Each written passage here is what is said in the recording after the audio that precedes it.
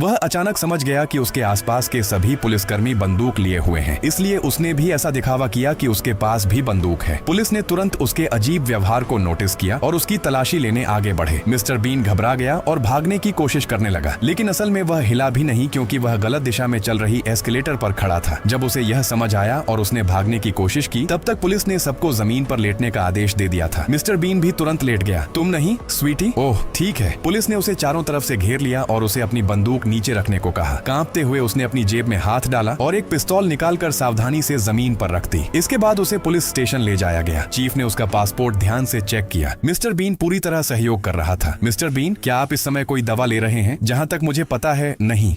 आपको शायद कुछ लेने की जरूरत है। बाद में मिस्टर बीन अस्पताल गया। एक डॉक्टर का स्टेथोस्कोप जमीन पर गिर गया। उसने उसे उठाकर वापस करने की कोशिश की, लेकिन एक नर्स ने उसे डॉक्टर समझ लिया और सीधे ऑपरेशन थिएटर में ले जाकर कपड़े बदलवा दिए। मरीज वही पुलिस चीफ था। मिस्टर बीन ने उसे खुशी से अभिवादन किया, लेकिन चीफ इतना डर गया कि बेहोश हो गया। मिस्टर बीन मास्क पहनकर टॉफी खाने की कोशिश कर रहा था। टॉफी मास्क से टकराकर सीधे चीफ के पेट में गिर गई। उसने उसे निकालने के लिए हाथ अंदर डाला, लेकिन टॉफी की जगह एक गोली बाहर निकाल ली। उसे लगा यह टॉफी नहीं है, तो उसने गोली वापस अंदर रख दी। आखिरकार उसे टॉफी मिल गई। उसने उसे पानी के कप में धोया और खुशी खुशी खा लिया। तभी डॉक्टर अंदर आए और ऑपरेशन शुरू हुआ। चीफ की हालत गंभीर थी और डॉक्टरों को गोली नहीं मिल रही थी। उसी समय मिस्टर बीन आगे बढ़ा। उसने फिर से हाथ अंदर डाला और सबकी हैरानी के सामने गोली बाहर निकाल ली। मरीज की जान बच गई और सभी ने इस जीनियस डॉक्टर की तारीफ की। तो बताइए, अगर आप होते, क्या आप उससे अपना ऑपरेशन करवाने की हिम्मत करते?